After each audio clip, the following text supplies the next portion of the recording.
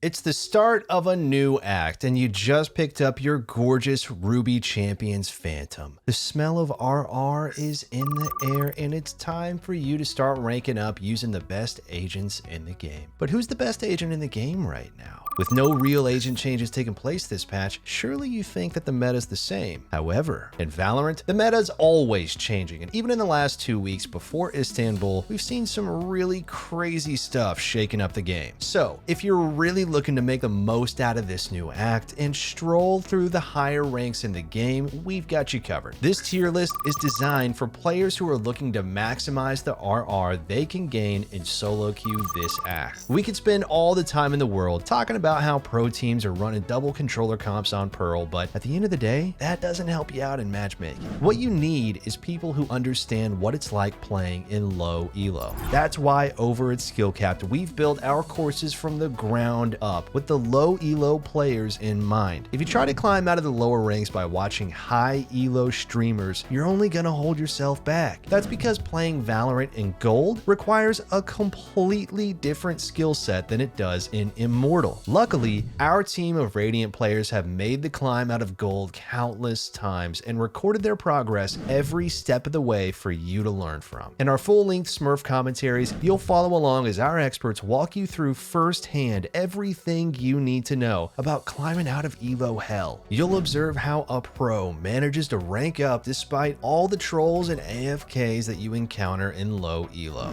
Don't think it's possible? Well, lucky for you, our rank improvement guarantee means it's no risk for you to check it out. I know, sounds too good to be true. Well, we'll see you there. Let's get started on our tier list with the D tier though. Last time, we remember a couple of our Sentinel mains were upset about the placement of Cypher and Killjoy in our D tier. Unfortunately, as much as we want to move them up, we just can't do it in good faith right now. With the presence of so many awesome initiators in the game, and Chamber still not really budging in his nerfs, these two agents really need to see some love from Riot before we bump them up. Luckily, they won't be the only agents in the D tier this time around though. Reyna is making her way down from the C tier. As if you're picking Reyna at this point in the meta, you're just really holding yourself back. Utility right now in Valorant is incredibly impactful, and Reyna is an agent who really brings nothing to the table. If you're picking Reyna over Chamber right now, you're absolutely off your rocker. Even Yoru brings more to the table than Reyna right now. Please, oh please, just pick anything other than Reyna. Her carry potential isn't really anything higher than a well-played Chamber or Jett, and her team contribution, it's minimal. This leaves our C tier pretty blank this time around, but hey,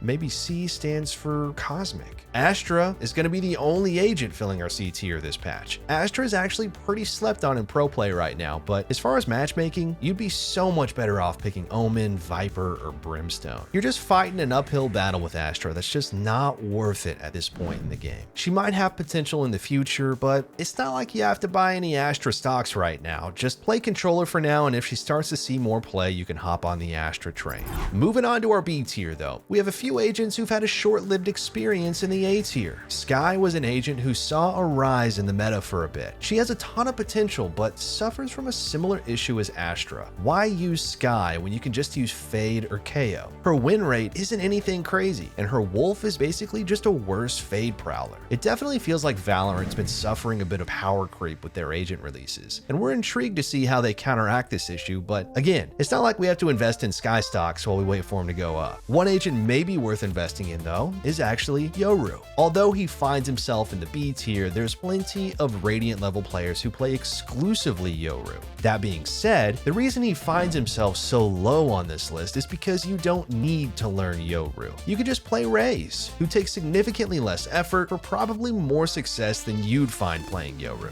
Definitely an agent worth learning if you can master him, but not really worth learning if you're just looking to gain elo. Speaking of not worth learning, remember when all those Sova mains spent hours learning lineups at the beginning of the game? He was so prominent for so long, but he's just not the best pick in matchmaking anymore. And part of the reason Fade is so strong is because she does what Sova does, but she can do it in almost a duelist fashion. Because she doesn't need to stand still when using her prowlers, Fade can essentially become a duelist whenever she wants. This is something that's highly valued in matchmaking, and because of that, there's not really a great reason to pick Sova anymore. As for our last two agents in the B tier, Omen and Brimstone find themselves sitting comfortably this time around. They're both good controllers. We place Brimstone just slightly above Omen since Omen's main strength is his ability to blind for his teammates. Since you don't get very organized teams though, Brimstone does seem to perform just a little bit better statistically. Neither are bad picks though.